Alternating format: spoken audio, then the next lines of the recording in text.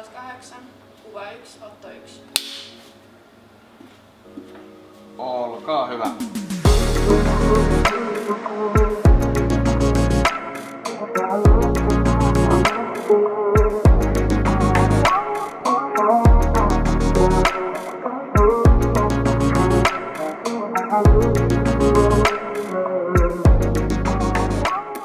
Mä oon Topi Kanerva ja näyttelen tässä Kuolemansydän-leffassa Kristiania. Tänään on tosiaan ensimmäinen kuvauspäivä, niin on vähän jännää meininkiä. Paljon uusia ihmisiä, mutta on ollut hauska aloitella. Tuntuu, että oliks mä vähän jäinen tuossa ensimmäisessä kohtauksessa, mutta tästä pikkuhiljaa kun pääsee tekemisen makuun, niin kyllä se tästä ja on niinku hauskaa ja paljon kivoja ihmisiä ja hauska päästä vihdoin tekemään tätä. Olkaa hyvä.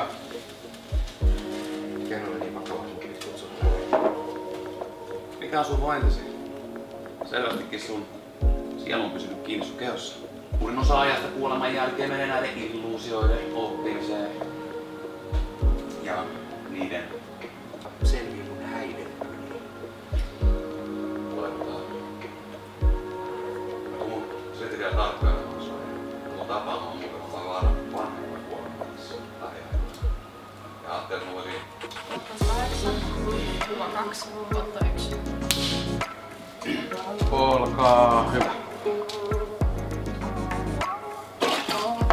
Mitä helvettiä? Pidä vähän pienempää. Kukaan muu ei näe. Ei. No, ehkä mä voin käydä. Kuolemat on itse asiassa siellä.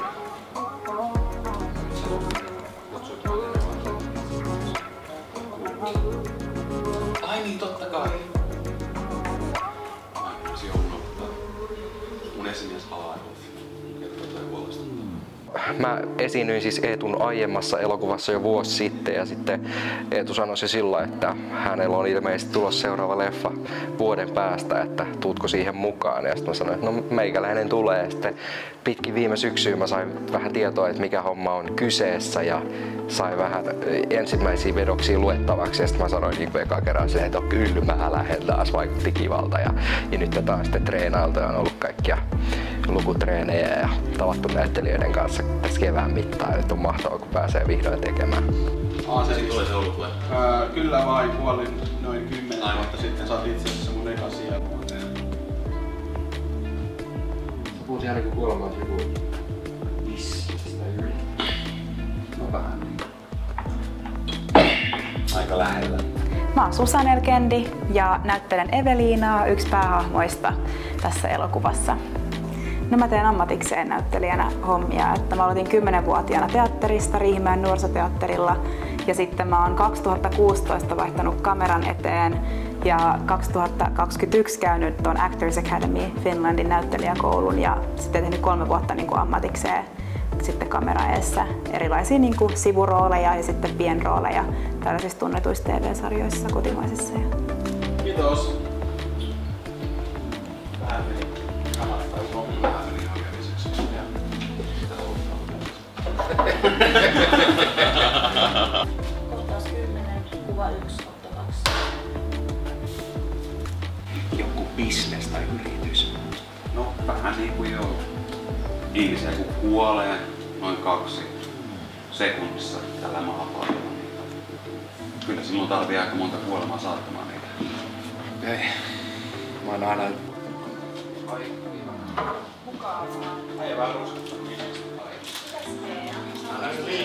Joo. Minä näitä näyttelijöitä puoltaa. Joo. Pitää niitä puolta, ei niitä muuten videoita tule. Ne muuten jännittää tulla niin paljon edestä. Se on kyllä aika. Sanovat, että jos näyttelijäkään ei jännitä, niin se ei ole mitään. No, mä olen Timo Heikka ja on täällä avustajana Eetun pyytämänä tänä päivänä. No, Topia nyt on entuudestaan tuttu, se on kyllä aikamoinen. Ja nämä muutamat on aika uusia ihmisiä. Mä en ole näitä aikaisemmin hirveästi nähnyt koskaan, lähinnä ollut tukijapuolella ja hommaamassa tarvikkeita hänelle ja kaikkea. Mutta näyttää hyvin ammattilaisesta porukalta ja olen tyytyväinen siihen, että mitä Eetu on saanut niin kasaan. Kohtaus 8, kuva 3, otto 1. Mitä helvettiä? Pidä vähän pienempää ääntä. Kukaan muu ei näe.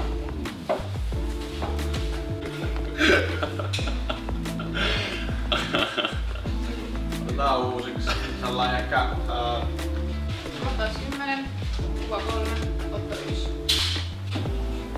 Kuolemat on itse asiassa vain sieluja, jotka on palkattu väliaikaisesti toimimaan muiden sielujen saattajina. Eli säkin oot joskus ollut elossa. Kiitos. Kohtaus 8, kuva 3, otto 2. No, tää on ollut hyvin leppoisa, vaikka täällä vähän tropinen ilmasto onkin, mutta hyvin leppoisa. Täytyy sanoa, että täytyy nostaa hattua tuolle pojalle, kun siitä on nyt vuosien verran, nyt on 4. vai 5. elokuva sillä, niin siitä on vuosien verran tullut aikamoinen stara tekemään näitä silleen huippuammattilainen omassa näkökulmassa. Tietysti näkee, että se kehittyy koko ajan, mutta tässä näkyy jotain uutta kehitystä hänen tekemisessä.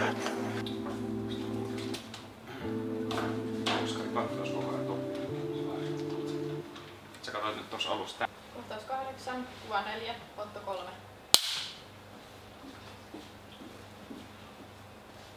Olkaa hyvä.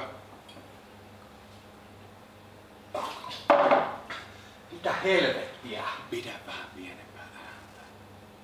Kukaan muu ei näe mua. Joo, just näin. Eli näkökulma. Eli laitetaan niin kamera tähän. Sitten niin se katsoo. Topi katsoo ovelle ja takaisin. Ja sitten Oskar vaan ilmestyy siihen kuvaan sellainen. Kohtaus 8, kuva 5, otto 2.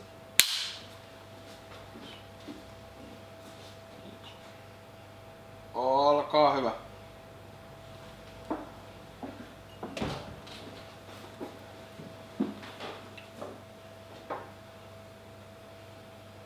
Kiitos. Mä aloitin näyttelemisen tämmönen tavallinen tarina. Meikäläinen aloitti harrastajateatterissa 8-vuotiaana ja niin siellä sitten jatkoi aika pitkään. Mutta sitten joskus 15-vuotiaana tuli semmoinen kameran himo ja aloin hakeutua kaikkiin avustajajuttuihin ensin pikkuhiljaa ja sit sai jo rooleja. Ja sitten on tehnyt paljon semmosia pienrooleja ja nyt sit pikkuhiljaa saanut tehdä ihan työksensäkin onneksi. Että tuossa viime vuoden Ylen joulukalenteri TV-sarjassa näyttelin pääroolia ja sitten muutamia tommosia isompia rooleja ollut sitten draamasarjoissa ja sitten paljon semmosia pieniä piipahduksia hauska tehdä ja tästä niin pikkuhiljaa ollaan menossa unelmaa kohti, että tulisi ammattilaisuus ehkä joskus. Tämä on itse asiassa ensimmäinen kerta Heikan tuotannossa mulla. Et mä löysin Facebook-ryhmästä, että haetaan jotain pienroolia ja sitten mä hain siihen. Ja sitten Eetu laittoi sitten viestiä, että miten olisi päärooli. Ja sitten mä olin vaan, totta kai. Kohtaus 14, kuva 2, otto 1. Oskar. Ai niin, Olkaa hyvä. Oskar. Mikä on, kun kaljaa ei maistu? Eikö se ole miehestä kiinni? No kaljassa ei ole mitään vikaa. Etin vaan tätä mun ekaa keikkoa. Joo, mä kuulinkin, että se on vieläkään vissiin kuollut. Sitkeä kaveri sulla. Mitä jos ei ole kyse leikkauksesta? Mitä jos sielu on vaan tunnettu? Takas kerran. Oskar, et kai sä. Ei todellakaan. Tuli nyt vaan mieleen, kun tässä asiasta keskusteltiin. Joo, ehkä mä vaan murehdin liikaa. Kiitos. Musta on kiva nähdä, että porukka on ammattitaitoista ja kaikilla on niinku se rakkaus siihen lajiin ja tehdään niinku kunnolla töitä. Ja mun mielestä se on tosi kiva ja mun mielestä meillä on niinku hyvä porukka vaikuttaa ja hyvä fiilis täällä, niin se on tärkeintä. Joo. Kohtaus 10, kuva 4, otto 2. Se teki sellaisen kiusaamiselokuvan joskus 4-5 vuotta sitten, jossa päähenkilö kuolee. Se kiusataan niin pitkälle, että se tappaa itsensä. Ja sitten se on tehnyt yhden rippikouluelokuvan, jossa siis oli joku vähän hullu, joka tappoi ihmisiä. Ja sitten on tehnyt tällainen mielenterveyselokuvan, jossa ihmisellä on aika rankka mielenterveysrooli. Ja mä näytin sen muutamalle mielenterveysille, sanoin, että noin hyvää elokuvaa aiheesta on vaikea tehdä, koska mielenterveysongelma on hyvin vaikea kuvattavaksi. Se teki Vuosisadan bileet, joka on Joo, se on myös hyvin mielenkiintoinen, siis tällainen yksinäisyyden kuvaus tietyllä näköillä, mutta okei, siinä on lääkkeellä kanssa tekemistä, se menee aika lähelle siis sitä toista, mutta kuvaa sen kumminkin eri näkökulmasta. Ja tämä on niin sit se seuraava elokuva, mitä hän tekee. Ei todellakaan. Eikä tässä ole ollut minkäännäköistä mainintaa koulutuksessa. Tai kuolemaan koulutuksessa. No totta kai. Miten muuten kukaan osaa tehdä tätä hommaa? Okei, ääni. Joo. Laittaa vielä alemmas. Kamera käy. Kohtaus 14, kuva 3, otto 1. Se on aika abstrakti käsite. Välillä sielu pysyy kiinni ihan pelkästään tahdon voimalla, mutta silläkin on rajansa. Tai miten sit kummitukset? Ne kuolee, mutta ei halua mennä paloon. Sitä keikasta puheen on. Sehän meni loppujen lopuksi oikein mainiosta. Voit olla ylpeä itsestä. No, mä kyllä itsestäni ihan ylpeä. Nyt oot pari viikkoa rennosti ja sit kohti uutta. Mut tänään me juhlitaan, eikä murenita enempää. Ja mä tarjoan koko illan firman piikki. Eihän nää maksa mitään. No Oskar, miltä tuntuu nyt kun ensimmäinen kuolema on hoidettu? No olihan siinä omat haasteensa. Just se oli salattuja elämiä kattava. Ai mitä voi raamaa. No, en mä nyt tiedä, mutta enää olisi vaan puuttunut Ismo pesäpallomaailman kanssa. No joo, mutta Kristian on nyt onnellisesti tuon puolessa. En mä nyt onnellisesti tiedä. No, olihan se karua, mutta säkin oot kokenut sen ja selvinnyt siitä. Mä olen tietysti ylpeinen tekemistä, tekee mitä taas. Mä koitan aina hänelle sanoa, että hae lisää sieltä taustatietoa. Aina koitan vihjata, mistä kannattaa ketäänkin. Sanoin, että kannattaa tutustua tiettyihin hommiin ja sanoin, että tarvittaessa löytyy ammattilaisia, jotka pystyy kuvaamaan kuoleman sisältöä tarkemmin. Hän on näköjään hyvin siihen mennyt ja just naureksin, kun tällainen Wonderful Life-elokuvasta on vähän tietynäköistä klassikomaineistoa otettu. Ja kumminkin siis mä oletan, hän nyt valmistuu vuoden sisällä nuorisotyöntekijäksi ja yhteisöpedagogiksi. Olen pitänyt sitä yllättävän, että hän on kyennyt opiskelun ohella tekemään noin mahtavia töitä. Ja luulen, että kun valmistuu, niin tulee käyttämään työssänsä tätä metodia. Ja sitten tulee myös varmasti tekemään lisää elokuvia, niin mä uskoisin. Olkaa hyvä. Oskar, mikä on kun kaljaa ei maistu? Onko se miehestä kiinni? No kaljassa ei kyllä mitään vikaa. Heti vaan tätä mun ekaa keikkaa.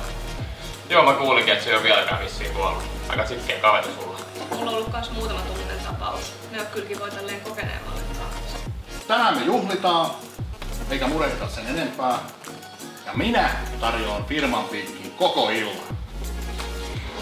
Ihan niin kuin nämä juomat maksais mitään.